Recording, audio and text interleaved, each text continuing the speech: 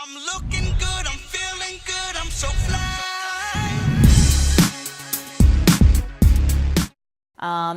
Fit-free lifestyle, this in a lean, in a lean body and be able to lose body fat once and for all.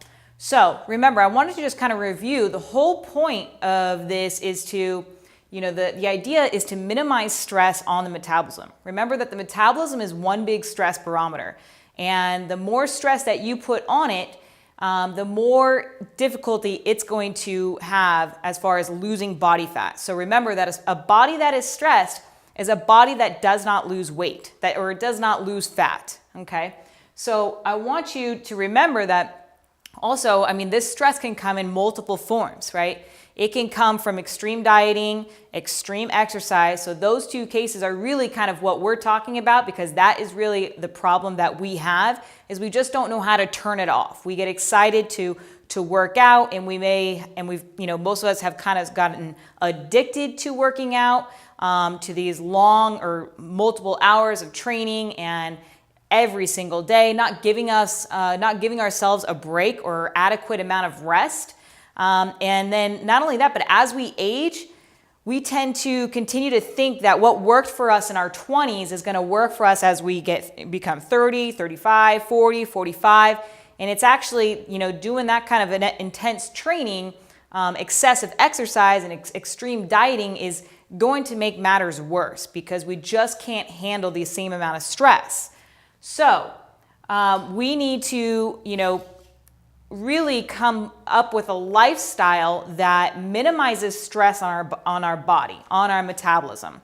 And we can do that in several different ways. And so that's what I really want to prepare you with in this final video, is talk about how are we going to succeed with doing what we love, which is working out and staying lean, and what's really important here. So as a wrap up. So first off, we talked about this sort of eat less, exercise less, eat more, exercise more model as far as nutrition goes. So remember that most people talk about eating less and exercising more. That dieting mentality of doing lots of exercise, hours of exercise, and then, restricting your calories and being obsessive with that. And what happens when we do that is, research shows conclusively that 95% of diets fail with that approach when we eat less and exercise more, because of the metabolic compensation that has on our metabolism. What happens when we eat less, exercise more, remember that our HEC goes out of check. So our hunger goes up, our energy goes down, making us less motivated to train. Our cravings go up, usually particularly for highly palatable foods, stuff that's rich in carbs and fat and really like just delicious food. Also other things like our sleep becomes disturbed, our mood becomes unstable, our libido starts to go. For women, our menstrual cycle starts to become irregular. And so the degree of which those kind of things happen is relative to the amount of stress that is on your body. And another thing that also happens, we spend a good amount of time talking about the gut, right? And how gas and bloating is not normal. And that is a sign that you're dealing with some sort of dysfunction as a result of too much stress. So how do we really approach this and take stress off the system? Well, as far as nutrition goes, two better approaches than eat less and exercise more, or eat more and exercise less, the dieting and the couch potato approach, is going to be eat less and exercise less, or eat more and exercise more. Now, what I mean by that is basically, this is how we're going to be able to control our fat storage, and also allow us to lose body fat much easier, and be more effective at it. So eat more and exercise more. That just means that on your training days, on the days that you work out, let's say, so your training level is here. Instead of eating less, which most people do, what you want to do is actually eat more, so that we have this small little gap between your output and your input, okay? And that small gap represents the amount of stress that's on your metabolism. because there's a small gap there compared to eat less. So if this was eating, eat less and exercise more, with there being a bigger gap, okay? The smaller gap represents the less stress that's on the body. Hence, your HEC should stay in check. Your hunger, energy, cravings, sleep, mood, libido, digestion, all that should be way more stable. And we won't, as a result, we won't run into those compensatory reactions, okay? And we won't go through that whole yo-yo effect of train hard and then we get demotivated and we get burnout and then we pull back and then we train hard. So this is a way to avoid that whole cycle, which I'm sure we are all very familiar with. So when you train, you eat more. That's all it is. When you exercise, you eat more, okay? However, we are still eating in a small deficit, which is why it's going to be important that you're still, that you're eating just enough that we're in a deficit, but we are also controlling HEC, okay? So you should be, your SHMEC should be in check, HEC or SHMEC, sleep, hunger, mood, energy, cravings, should be in check. And then the second thing that needs to happen is we need to make sure that we are seeing results. So at the end of each week, you know, or like maybe every 2 weeks, because dieting isn't linear, you know, it's not always constantly going down. We should be able to see some body fat change, okay? And same goes with eat less, exercise less. So EL is going to be, you know, on your rest days, you're going to be eating much less. And because you're not exercising, you're actually going to be able to control those calories like naturally. So you're going to have a much easier time eating less on the days that you don't train, because exercise increases our hunger. It stimulates our hunger, which makes it really difficult for you to actually put yourself in a deficit, because typically people are just doing too much exercise and leads you to overeating for that day, okay? It's too easy to do that. So an easier approach is just to do eat less and exercise less, again, creating the small amount of difference there between output and input. And that small difference means there's a small amount of stress on the metabolism. You're going to be able to stay in these approaches much longer as compared to something that's eat less and exercise more, okay? And so remember, SHMEC should be in check. You should be seeing results by the end of each week.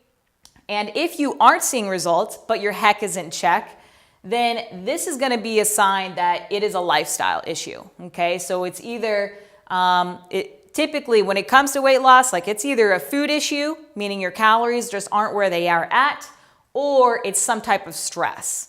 And usually, like with, you know, our community, the Fit Addicted community, that can be just usually typically too much training, or we might be fighting something else, like maybe, you know, some gut issues or something like that, some digestion issues.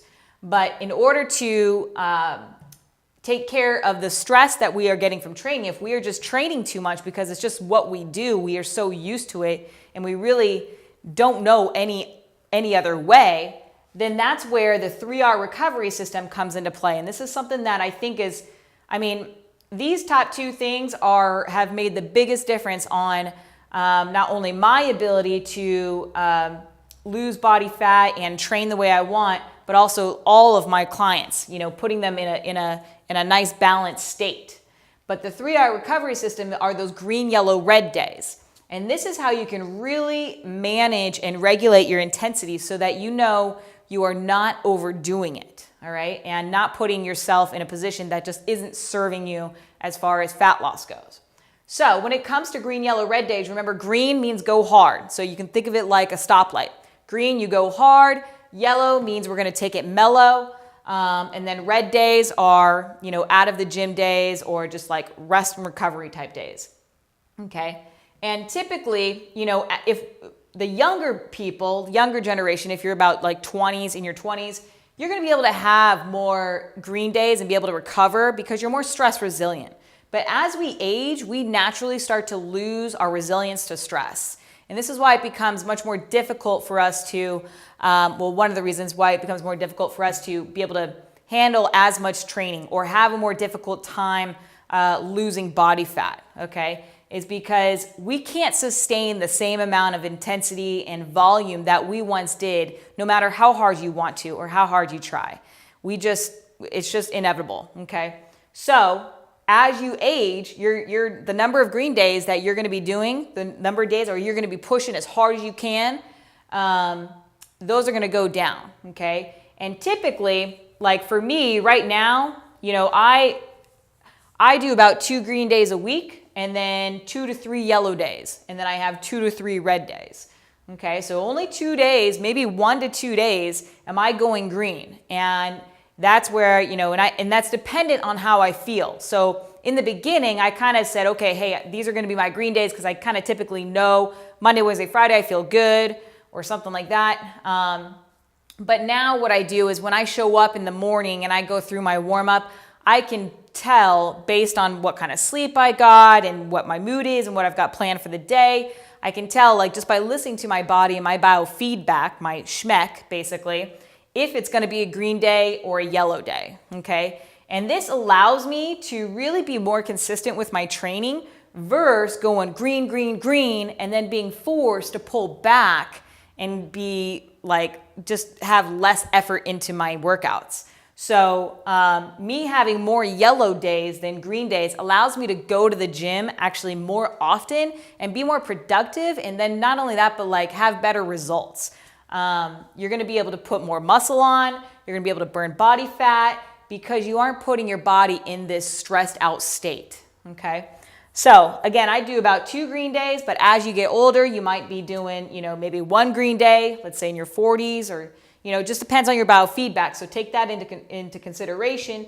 And then, you know, more yellow days than green days. And then your red days should probably be equal to about the number of green days. Okay. And on your red days, what you're doing here is you aren't just sitting on the couch.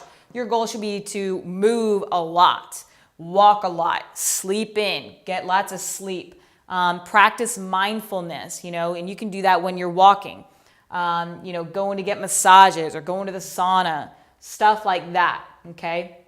And these 2 things are going to be incredibly important when it comes to seeing some results and being able to do it and sustain it and long term.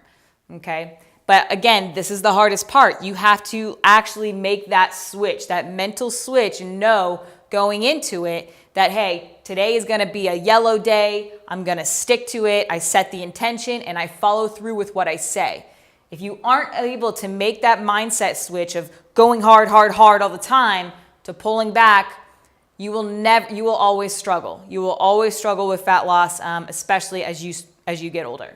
Now, the third thing I want to point out again is just kind of like the most important supplements when it comes to really like having a functional metabolism, and especially those for like dealing with people who work out a lot, anybody who's got a lot of stress. So these are going to be the core supplements that I would recommend for you guys to have in your, you know, just taken on a daily basis. So magnesium, zinc, and B vitamins. These 3 are easily depleted. And so you're going to want to make sure that this is something that you have for sure, you know, in your supplement cabinet. Okay. And you can find these in you could find it in a multivitamin.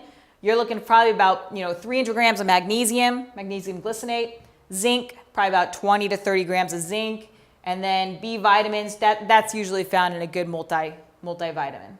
Glutamine is great for fatigue and also to repair the gut lining, because what happens is that stress that we do when we're working out or just from work or whatever, our gut lining can get deteriorated, and so that's when food can actually pass through that gut lining and lead to autoimmune diseases such as hypothyroid, multiple sclerosis, food sensitivities, also gas and bloating and stuff like that. So glutamine's a great one, just both for fatigue and health of your gut, which, as we talked about, takes a huge hit, right, when we under stress.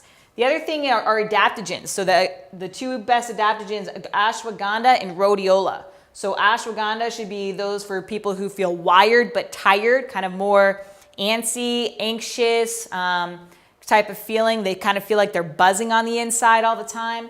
And then rhodiola is kind of more for people who feel fatigue. They're like tired instead of the wired and tired. All right, so you should be having something like that on board, and this just helps you manage stress. It just kind of helps balance hormones and puts a governor on your body, which is something that you and I really need. Most people need to take the governor off their brain so that they can actually go to the gym and hit it hard and get a little uncomfortable. People like you and I, we tend to do that too much, right? We seek out that challenge, that uncomfort, the workouts all too much. And so we need something to help kind of pull us back and help manage that stress. And so ashwagandha and rhodiola is a great way to do that. And then last thing is vitamin D. So most people are vitamin D inefficient.